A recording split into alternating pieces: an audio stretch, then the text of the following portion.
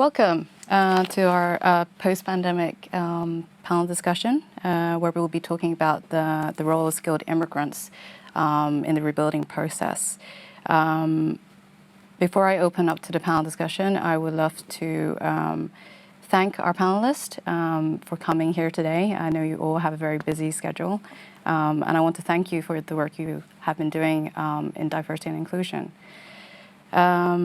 Those who are joining us who can't join us on Zoom, we are having a live feed on our Facebook page in Internationals. So I'm going to start with, I want the panelists, each one of you, to introduce yourself for about 2 minutes, if that's possible.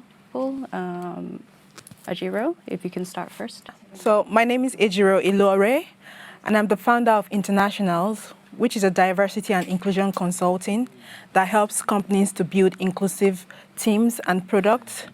We also support skilled immigrants in Norway to integrate faster into the Norwegian society. We recently launched the Global Lineup platform, which is an open digital talent platform that makes it easier for companies to attract and recruit international professionals in Norway. The platform also enables international professionals to network with each other. In addition to that, we have a knowledge center which brings together companies and individuals to develop and exchange ideas on different topics related to diversity, inclusion, and integration in Norway. That's me in brief. All right, I'll go next. Hello, everyone. My name is Javad Mushtaq. I'm a second-generation Norwegian Pakistani. My dad immigrated from Punjab in Pakistan in the 70s. Then through Germany, Denmark, Sweden, and then he ended up in Norway. I'm born and raised in a very small city in the eastern part of Norway called Halden. Became an entrepreneur at age of 13, did my second startup at age of 15, and then went on to study business and economics in Oslo and in the US. Post my studies, I went on to the corporate sector, worked in 4 continents in the energy space, in Brazil, in Malaysia, UK, US, and also in Norway. And then I jumped out, started working with early stage impact investment, and work a lot with early stage investment and advising in immigrant startups. In this context, I'm also the founder and the CEO of an organization called MAC. MAC was founded around 5 years ago with one purpose: to showcase why diversity, equity, and inclusion is a competitive advantage for Norwegian businesses. We have, over the past year, went on from being a community organization with the largest community of non-Norwegian talents, representing more than 35 nationalities, to becoming a systems change organization where we work with empowering talents on one side, we work with organizations on the other side on how to educate them and create awareness, and then co-create solutions, and then we also work on thought leadership in the society. Happy to be here. I'm happy to share my thoughts and reflections on why diversity, equity, and inclusion is so important in rebuilding post-pandemic. Yes, it's me. My turn in. My name is Tan. I'm originally from Vietnam. I've lived in Norway for the past 3 years. And honestly, diversity and inclusion wasn't really, for my past 10 years of career in hospitality in big hotels, diversity and inclusion has never really popped up, not until I moved to Norway and actually experienced what it is, the disadvantage of being a foreigner in Norway. So I moved here 3 years ago. Then I started to study at BI Norwegian Business School, focus on strategic business development and international business, talent management, how companies could actually turn, the global workforce into a company, a firm's strategic advantage, how to actually shape values, create values through this global workforce. Right now, I'm founding a new startup. You could call it an immigrant startup because all of our co-founders all of us have international background. Yeah. We are looking into a solution, a kind of digital strategic solution where we could help small businesses knowing how to strategically do their sales marketing, how to increase their revenue, how to increase their market share using technology. Yeah. Also in the field of diversity and inclusion, we're looking into a non-profit program called Minority Sponsorship, which I hope to share about it a little bit later with some other organizations. Yeah, my name is Lars Urheim. I'm the CEO and co-founder of Ope, and we create furniture and solutions for the productive workspace.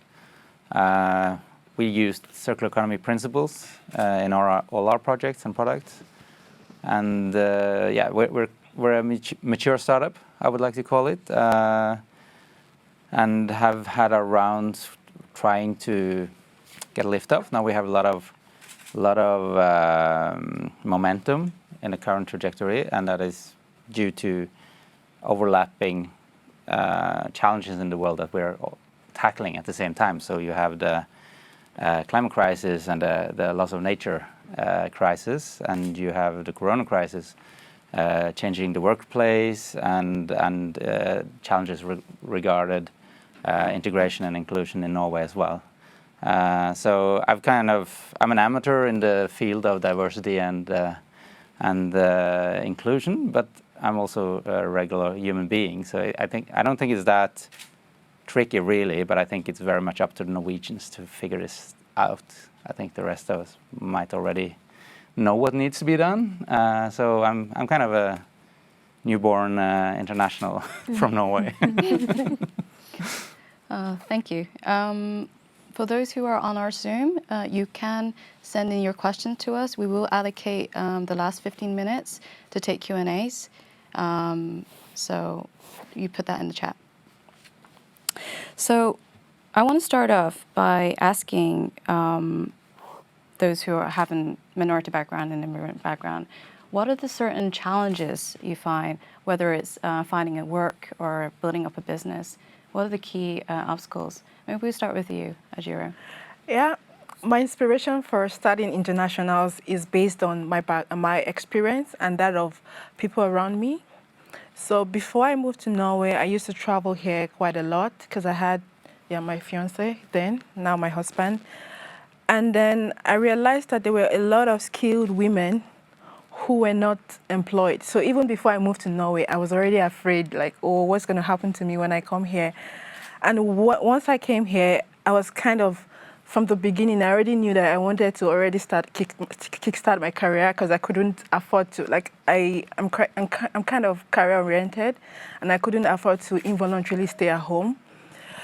But then I realized that, like, I began to analyze the system, and I realized that a lot of skilled immigrants were unemployed, and that a lot of focus was on, there wasn't really policy strategy towards addressing this issue. And when you listen to politicians or policymakers on this issue, I realized that a lot of them kept mentioning lack of Norwegian, lack of education.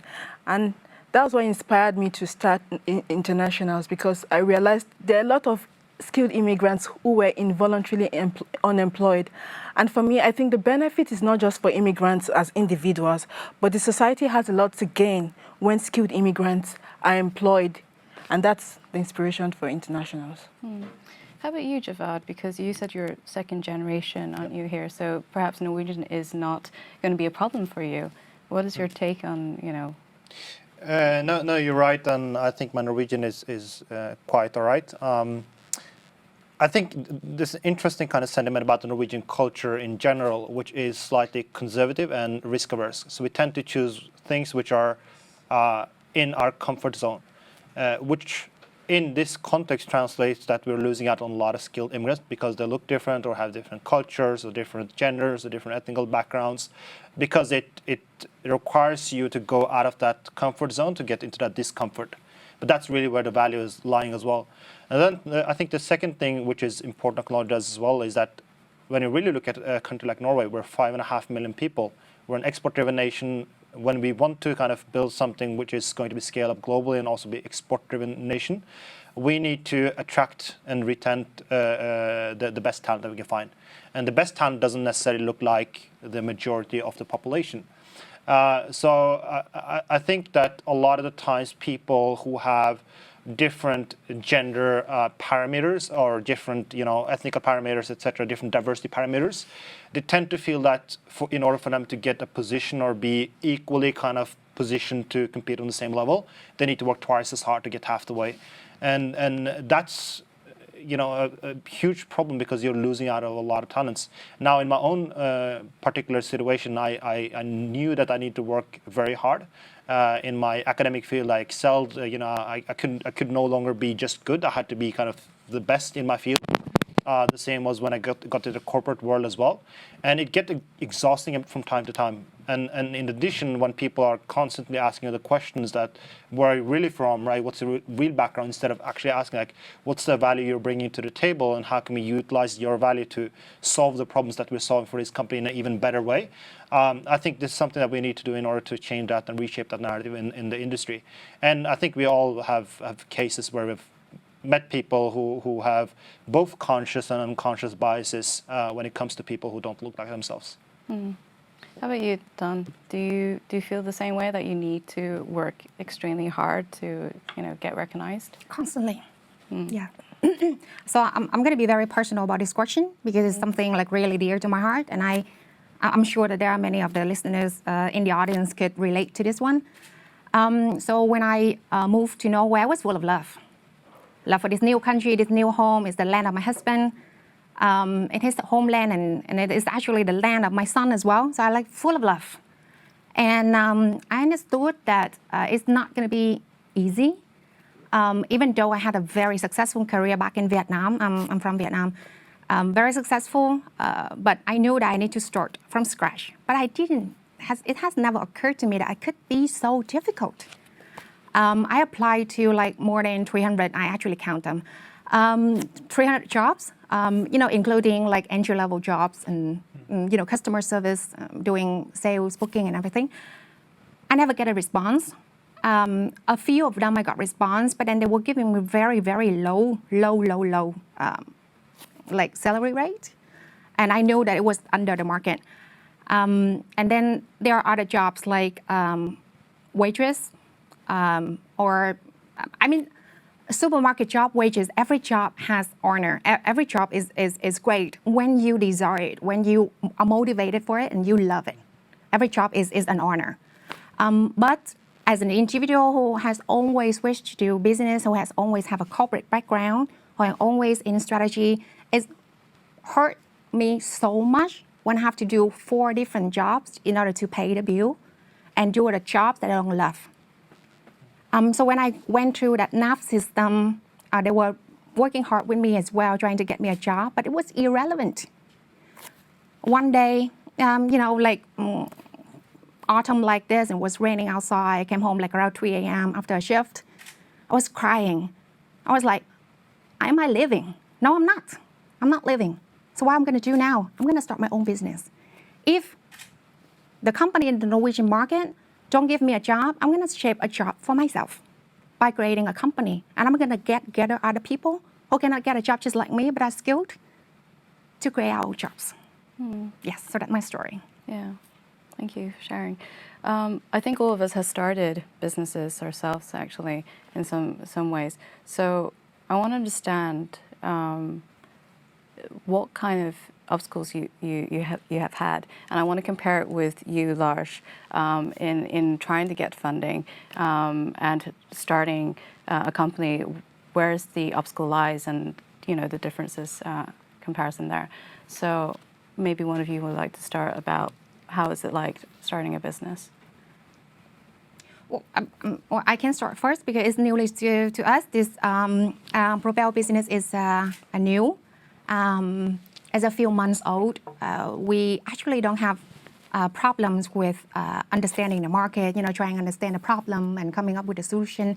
But we got some challenges in the simple things like creating bank account. Creating a company bank account, I was doing researching and I saw my Norwegian peers could get it set up like in a week. We go through 2-3 months with multiple rounds, multiple banks, many different banks. We don't know you. We can't trust you. How do we know that you're not money laundering? Of course, they don't tell us that, but just a very simple, sorry, we don't know you, so no. So that's bank account. And then I also realized that what my Norwegian level right now is of course not advanced. Of course, I cannot learn. I could only learn as much within 3 years, right? But the reporting system, all of the rules, regulations for access to SCAP, the shareholding companies, is quite complex. And there's not enough English material for us when it comes to this. So those are the first few challenges. Very practical. How about you? For me, I found my international background as an advantage. I speak Norwegian at a B2 level, so I kind of understand the Altin and every other thing. But then the point you mentioned about bank account, I experienced that I struggled to open a bank account and some rejected me. I understand money laundering because I have a background in finance, but then the customer service took time before they even replied me to say that, oh, sorry, we cannot open this account for you. But then being an international, I think that I have a foot in two worlds. I have a feet in Norway, and I have a feet from where I come from, Nigeria, and also because I've lived in other different countries. So even though it's a bit challenging with many of these things, I try to tap into that advantage of having feet in two worlds, and it's been a success for me so far, but I think that there's more that can be done. I think, it's interesting to say that because I've worked at a lot of volunteer projects with both international immigrants, but also refugees, and just the basic kind of information and basic necessities to open things like bank accounts, etc. There's nowhere where that's kind of structured to say that this is where you can do it, and this is a fast way for us to kind of enable you to be able to start actually doing what creates value, which is conducting the business. So I do think that there is something that you need to do there. In my thesis and the investment company that I'm running right now, which is primarily focusing on either founders with, you need to have minimum 50% founders with diverse background, whether that's gender or that's ethnic minority background, etc.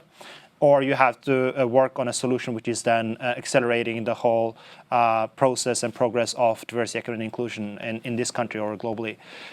What I saw was that, okay, you have the basic necessities within reach, and you've worked on that, and then you start a company. But the other problem you face also is, besides the language barrier, which is also very strange for me because majority of, if not all of the Norwegian do speak English, but they just prefer to conduct business in Norwegian. The access to network, access to capital, and just like access to opportunities is extremely limited. So when you look into the startup ecosystem, which is, slightly on the early stages, even in Norway, majority of the founders are from the same background, or they know each other from separate backgrounds, etc. So getting access to customers, getting access to opportunities, or getting access to capital is a huge barrier. And that's part of the opportunity I saw as well, because I know that some of the most hardworking and some of the people with the best work ethic are the international people coming here, right? Because they know that they need to work hard to make it happen, but they don't get the opportunity. And I think, again, back to my point earlier, I think we as a country in Norway, we're losing out on exceptional talent and exceptional value creation because we're not giving them the right foundation and opportunities. So my kind of goal was, how do we enable that access of capital and access to network to start help supporting build commercially viable and scalable startups, which I think if you can't get a job in the corporate world, you can create your own table, and that's, people like Tam, etc. are exactly doing that. Can I add a comment on? Yep. Oh, sorry, you want to go? There you go. I wish to add a comment on that, because just now you mentioned something about access to customers. And honestly, from 2017, 2019, I was doing a consulting company focusing on sales and marketing strategy for small businesses. And multiple companies, they are also of a foreign background. So when they tell me that we need to have more people, we need to hire people, then I asked them, okay, yeah, we have a very large ad network of international talent that you could really rely on. They're really good at it. And they were like, no, we want Norwegian, just purely Norwegian. The reason was that we are foreigners. We need to sell our product. Our customers don't accept us because we are foreigner. How can we start paying somebody else who are also foreigners and not getting access to customers? You see my point? So it's a very true and like really real cases happening that small business are reluctant to also hire their peers. They just want to hire the local because of the access to customer, because of their own survivals. Yeah, so it has consequences. I also think that in terms of talent, which you mentioned, the UDI policy makes it difficult for internationals to work in the startup space. And I recently wrote an article on that because according to the UDI policy, if you want to apply for permanent residency, you need to have earned at least 220,000 krona, about that. But most startups don't really pay, or they pay in equity, or it's like part-time. So it's a struggle for most internationals because for me, I think the startup space is a very good place to integrate faster into the Norwegian society. But then when you have to think about your visa or your permanent residency, like people, once you're an immigrant, visa is something that you consider very important. And then when you have to worry about that, then the startup space no longer becomes attractive to international professionals. So it means that the big companies are missing out on international talents, but policy is also restricting startups from benefiting from the value that international professionals have to add in the Norwegian startup space. How do you feel about this, Lars? Because you're sitting there listening to Yeah, all the just nodding challenges to everything here. It's like it's very well observed, these things, and I'm sorry to hear your story about how difficult it was to come here. And I know I'm 47 now, and up until last year, I wasn't really much aware of this at all. And that has kind of puzzled me a little bit, because it's so evident when you start looking at it. And the way I discovered the whole concept of this brick wall that you're facing that I can't see, or my Norwegian peers can't see it. So there is a brick wall, but we don't see it because we're on top of it.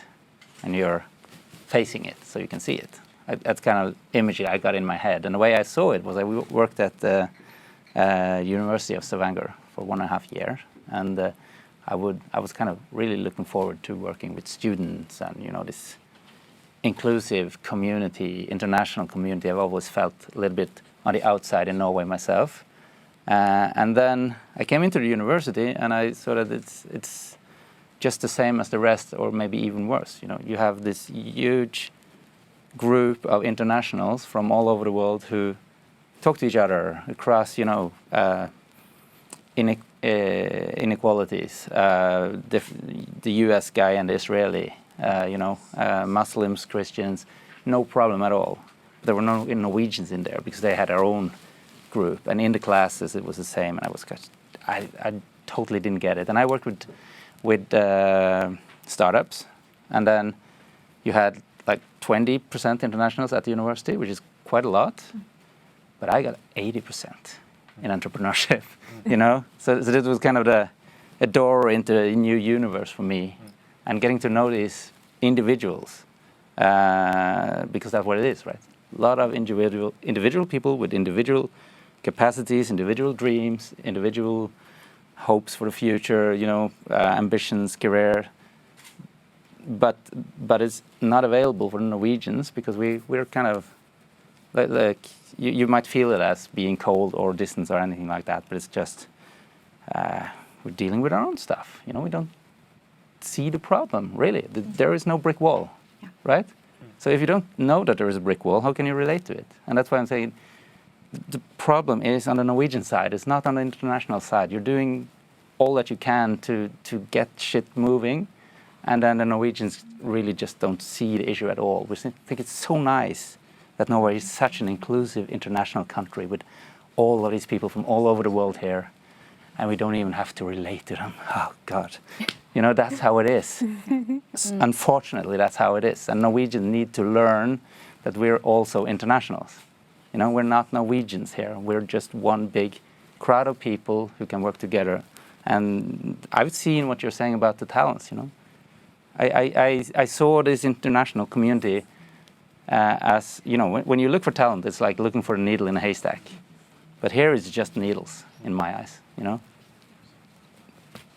Pick and choose. It's my business secret. Here, international community, super skilled people, everything you say is right.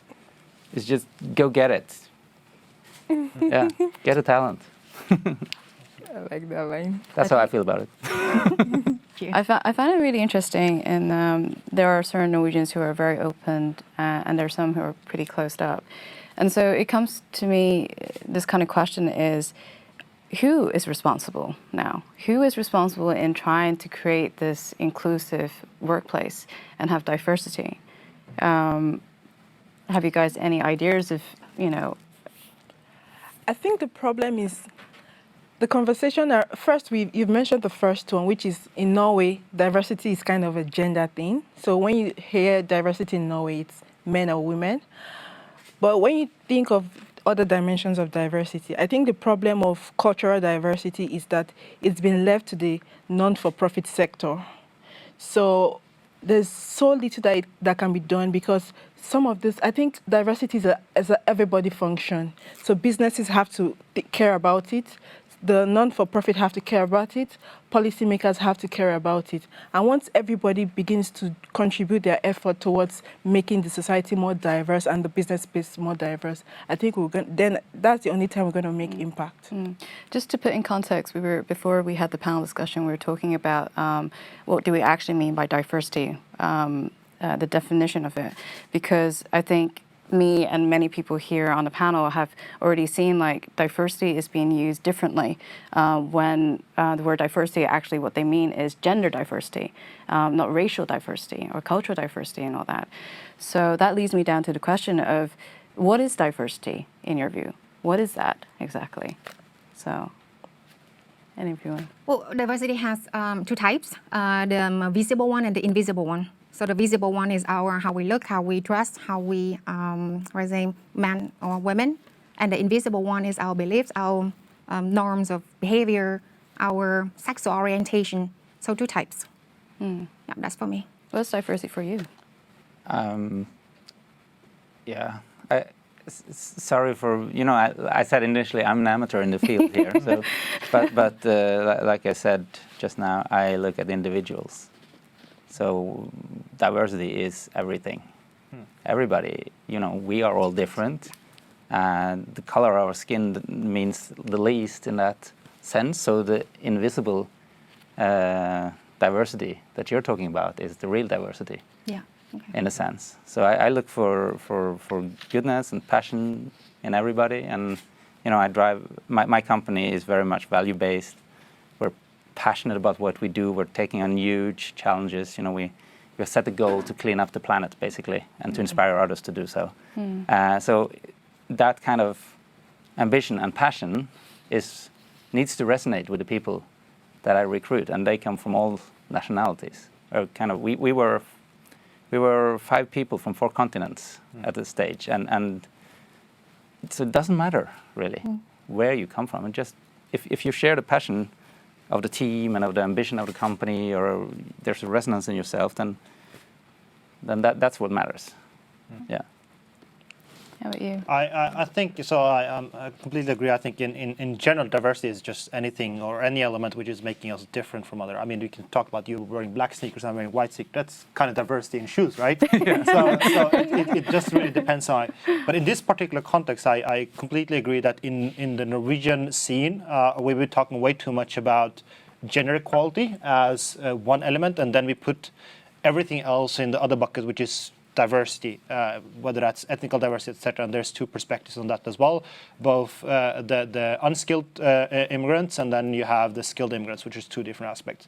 But when you really look from a definition point of view, I think, more in line with what you were saying, I think you can kind of divide it in 2 buckets. There's a lot of different ways you can divide it as well. So you have what is inherited, what you're born with, so whether that's your age, your ethical background, your gender, etc., and then you have acquired. So I can live in China for 10 years. I can study engineering. You can study law, and that's also like something I can acquire. I can do something about it. Whereas my age, I can't really do anything about it, right? So I think if you really look at those 2, and if you look at the research in what is really catalyzing and driving innovation and financial returns, it's a combination of both of them. And I think when you take it a layer down as well, then you talk about 2 different objectives. So one is, how do we get the right people around the table representing a lot of different thoughts So you get the cognitive diversity, diversity of thoughts, and even if you can have people who look like the same, but they can have different backgrounds, acquire diversity, and then have diversity of thought. And that's really what's driving kind of the innovation part and new thinking part. But you also have the other element, which is representation. So when you have a population which is half 50% women, and you have less than 30% or 20% in management positions, then you have a representation problem. And I think you need to look at both of them in combination on how do you actually solve both for creating a competitive advantage and a financial return because it's creating new innovation, new value creation, but also that you have a responsibility as a company, as an organization, to really kind of increase the representation, to really kind of start including more people which are representative of the population. So when you look at the statistic, which you'll likely get back to as well, when you have people, I think, minority background in Oslo, which are representative of, I think, 30% of the population in the city, and then you look at the top level position of the companies, it's not even in 2 digits in terms of percentages. So there's a representation problem. But if companies are looking at this both as their obligation to increase that representation, because it's their moral responsibility as an organization, at the same time as they also understand and recognize that this is a financial opportunity for us. We can actually get more minds around the table, which is then helping us create more innovation and more financial returns. I think it's a win-win situation. So when you look from diversity from those perspectives, and who's really responsible for creating change, I think in a systems change you have a lot of different actors, and I think very much agree with you that all of us can play a role. I think we can work on empowering the talents with international ethnic minority background to get the right access, etc. We have a role in playing there as well. Organizations have a responsibility in both sourcing for those talents in arenas which they typically don't source for. How do they recruit? Do they have biases in the system which they can then increase the level of representation throughout the systems? And also the policymakers at some point in time need to say that how can we use policy tools and mechanisms to help support, accelerate the representation in the society, because it's the responsibility that we all have. I think one of the interesting things is also the fact that you can have diversity, you can have diverse teams. But what happens is that often you may not have inclusion. Yeah. So when we talk about diversity, we need to have inclusion as well, because you can have a very diverse team, but if they don't feel safe to voice their opinions, especially after the death of George Floyd, it has been a lot of articles that came out of how minorities find it very hard to speak up about it. There are certain companies that have like a task force where they can actually come together and really talk about all the kind of anxieties and also thoughts around that particular event. So, just a comment on that. I think that's a very important point, because I think, just to give an example of when we started this diversity network and to empower those diverse talents to get into the workforces, I started recruiting my 5 friends in the beginning. And all of them were 5 second-generation Norwegian Pakistanis in the same age range from the east side of Oslo, right? So technically, from outside perspective, very exotic group, but we're not diverse at all, right? So we recognized that, and we started expanding, and then we have everybody who's non-Norwegian and non-Western first, and then non-Norwegian. And then we recognize that true diversity also includes the majority of the population. You can't really create that change without having arenas where you have that conversation. And then when you talk about from a company point of view, we can sit inside a room having different backgrounds, but that doesn't necessarily translate into the benefits that we're talking about. So you need to have those mechanisms, which is including. But I truly think that in the position that we want to be in, both as a company culture, but also as society, is we want to have a sense of belonging, right? You don't need to talk about diversity, equity, and inclusion. I mean, the conversation like this shouldn't be a necessity for it to exist. Organizations like MAC or International shouldn't really be existing if we have solved that problem. So they typically use the metaphor that about the dance part, right? So diversity is like you being invited to a party, inclusion being invited to dance, and then belonging is like dancing like nobody's watching. So that's really where we want to be. Absolutely. And one of the things that I often see is that you may have companies talk about diversity and inclusion, but there's no sort of research around it. So a lot of the kind of research I've been doing comes from the US, come from outside of Norway. But in Norway, there's not much sort of companies that are really collecting that data around diversity, and then how does that translate into finances. I know you started the equity check, which is lovely. So maybe I didn't start the equality. It's a partnership with them. Yes. Yeah. So I think that is the first that I can see that you're trying to collect some data around this. What is your thoughts around not having some kind of research backing in Norway? That's something that I seem to keep hitting, is that I'm trying to get some statistics to back up, what I'm seeing here with diversity, with discrimination and so forth. But the research is not there here. But I often have to look into the UK or into the US. That's very problematic if we're trying to move forward in a way to show. Because I often feel that we are in a sense that we can talk as much as we like, but I feel like we need to really back it up and really get people thinking from the Norwegian side. Do you think that's... Yeah, that's an interesting question, because I wrote an article about that last year. And if you look at SSB statistics, they collect data on immigrant unemployment. But the problem with that is that it aggregates everyone together. And so it's difficult to make policies without getting granular data. So today we don't really have statistics on skilled immigrants, like how many skilled immigrants are unemployed. And because we don't have that statistics, it's so difficult for policymakers to have policies that are adapted towards this particular group.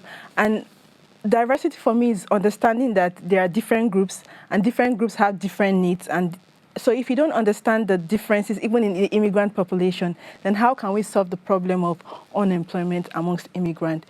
So I think that it's sad that Norway, as an advanced country which has good systems for collecting data, is not collecting more granular data related to diversity.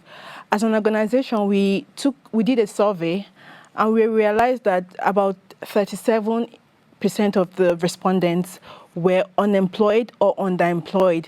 And I think we have to also talk about the underemployment amongst immigrants, because like you said, you had to do 4 jobs just to pay the bills. And that's the reality of many skilled immigrants. The problem with that is that a lot of people burn out, and then they have to depend on NAV. And then you see the statistics. Immigrants are high on unemployment rates. Immigrants are high on NAV. Immigrants are high in crime. So the ripple effect of immigrants not having jobs is so much. And I think that we all have to care, because it's not just on the individuals individuals, but the society is affected both positively and negatively when immigrants get jobs or not. Just a point on the data part. So I think there is a reason why we haven't been collecting data. So I was in a very interesting roundtable in light of Black Lives Matter with the Crown Prince and a few young leaders, and we had a conversation about this. In Norway, we don't have a culture. I think it's a good thing that we don't have a culture to talk about things like race, etc., because it in a sense give you this sense of equality. Right? We don't talk about it. Whereas, but the reality is that it exists, and if you don't talk about it, you can't really measure it. If you can't map it, you don't know how big the problem is. So in a sense, the whole kind of cultural awareness of not talking about race has also led us to a position where we are not measuring and seeing how big the problem really is. That's the first part. The second part is I do think that there is a need to start mapping data to really kind of understand how the problem is. And there's a few ways to do that, which is compliant with the legal framework. But also I think that this also gives an excuse to a lot of business leaders and organizations to say that we don't have a taxonomy, or we don't have framework for measuring this, and as a consequence we can't really do anything about it. I've heard that way too many times. Right, exactly. And for me, I think we have way too much global research, which is yes US and UK specific, but a lot of them are also in a global aspect. Some of them are European context. We do already know what the potential is in this. It would be great to have more research from a Norwegian context, not only talking about the problem but also the potential in this. But I do think that at this point of time, to really accelerate this, we do have enough content and information for organization and business leaders to say that what do we actually do from here and now going forward to start doing something about the problem, instead of saying that let's use 5 more years to talk about getting some more relevant context research. We're already, time is flying. We have a window of opportunity to do something now, and I think it's better to do something which is not 100% correct, and then you can learn from it and you can improve it rather than not doing it at all because you're waiting for a taxonomy or research context in this space.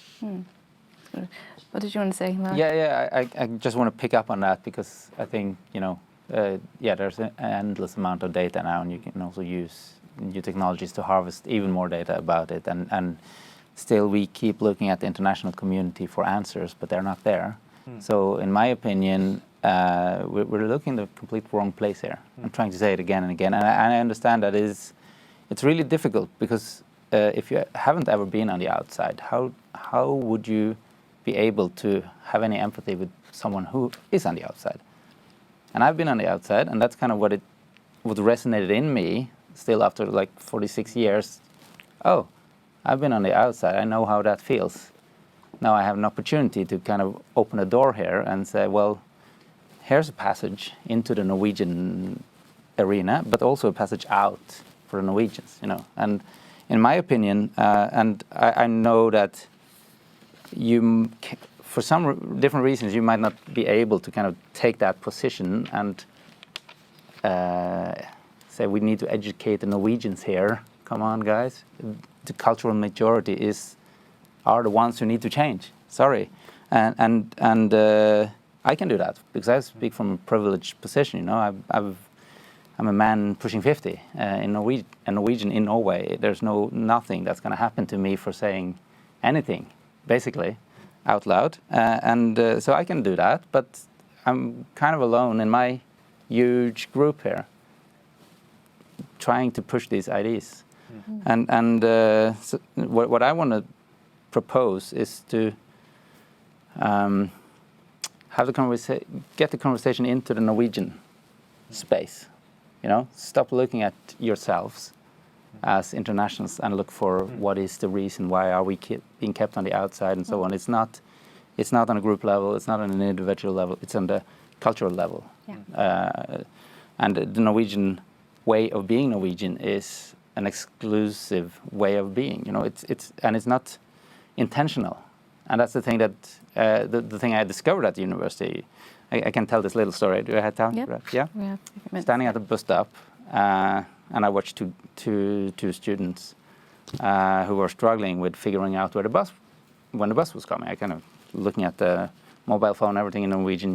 They were from Costa Rica, I think. And then I went over to them and I asked them, well, have you seen this web app? It's wonderful. You can see where all the buses are right now. And then they asked me, are you Norwegian? I said, yeah, I'm Norwegian. Whoa, you're the first one. This was in December. I've been there since August. I was the first Norwegian to talk to them. And they had so many questions, because on this bus stop there would normally be other Norwegians. But when they came, the Norwegians moved 3 meters away from them. And they had why is the Norwegian doing this to me, Am I smelly? Are they racist? What is wrong? What's wrong with me? Same thing as this discussion. What's wrong with me? Nothing's wrong with you.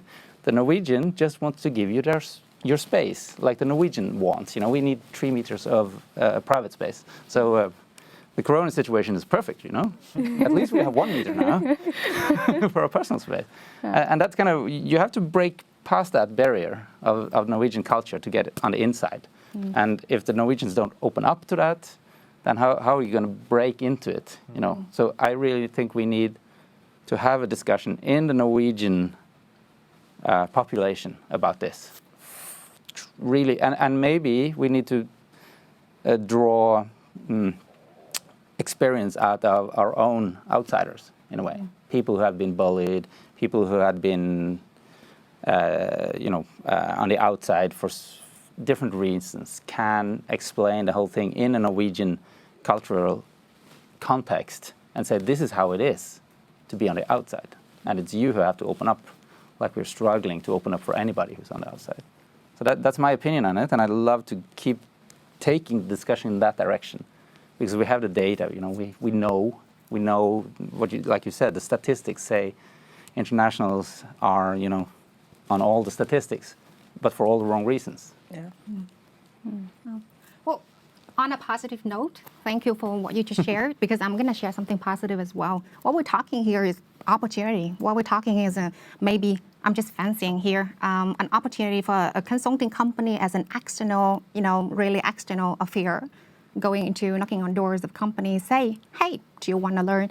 If you're using your people right, if you're really leveraging the global workforce, right? Do you want some data on it? Well, let us do that for you. Actually, we did that. Well, I'm not supposed to share very much into the contact and the number and everything because it was commissioned and it was supposed to be confidential.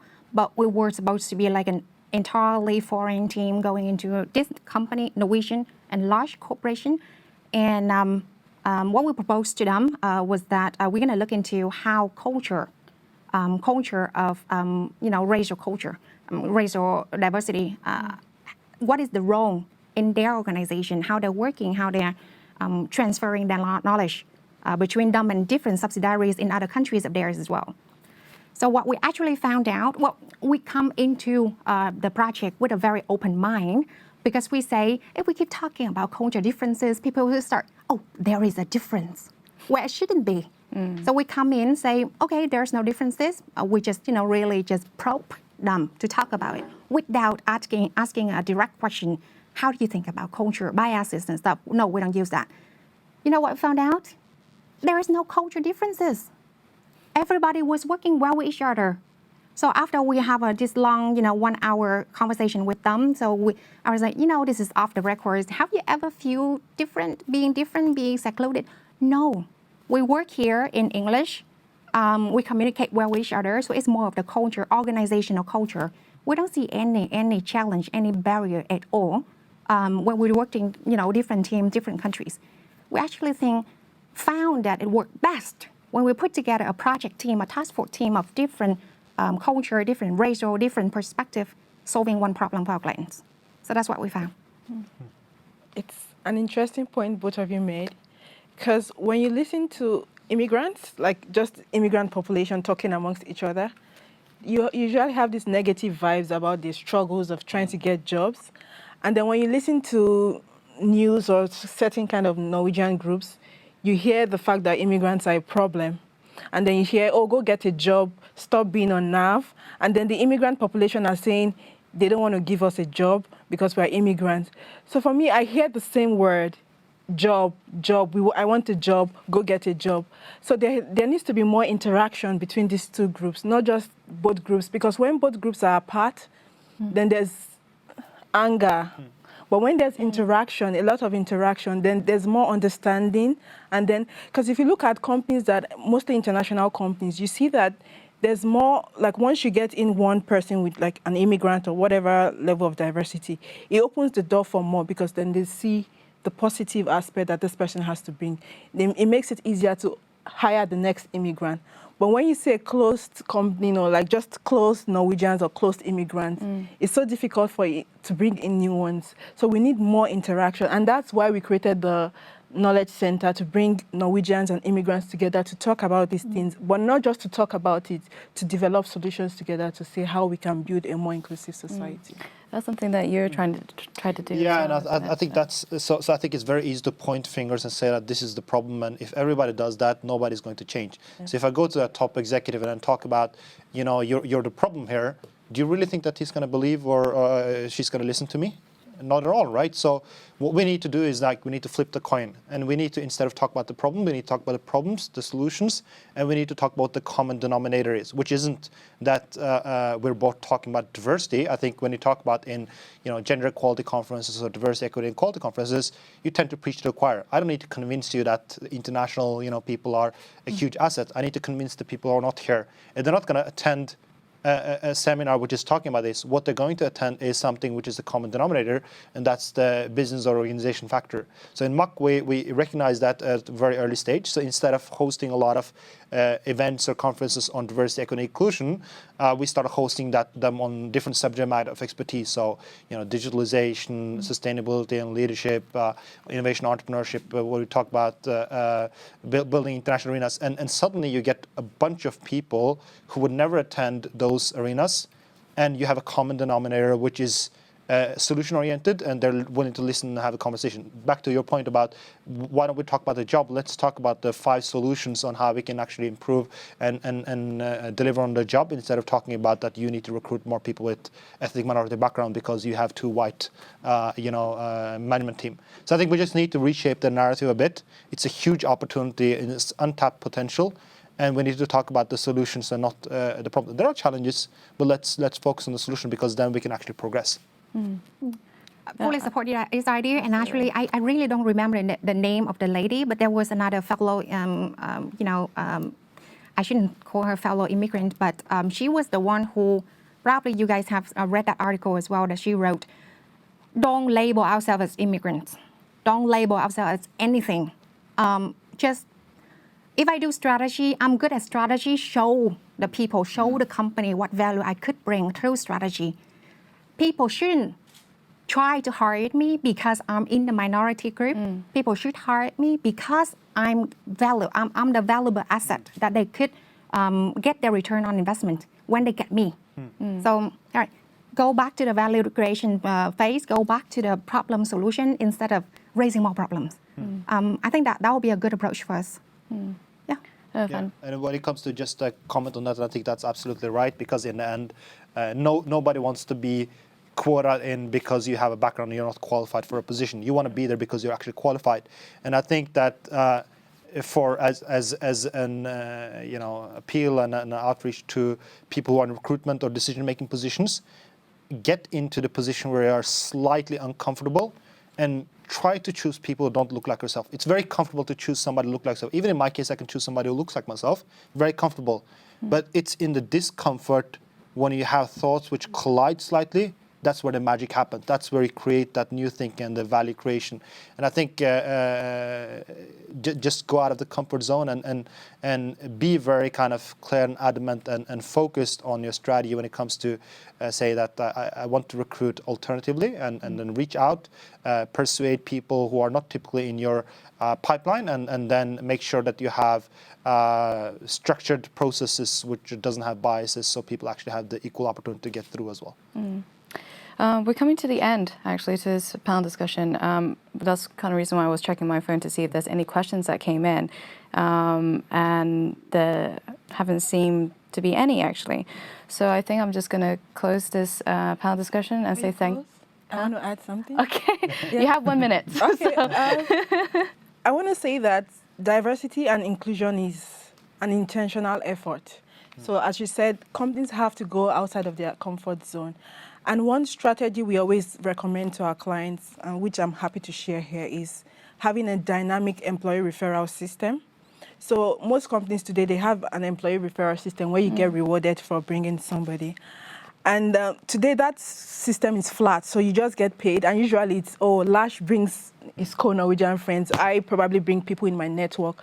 So a dynamic referral system is one where at the base of that system is competency. So we are not going to get employed because you're an immigrant or because you're a woman or whatever diversity dimension you have.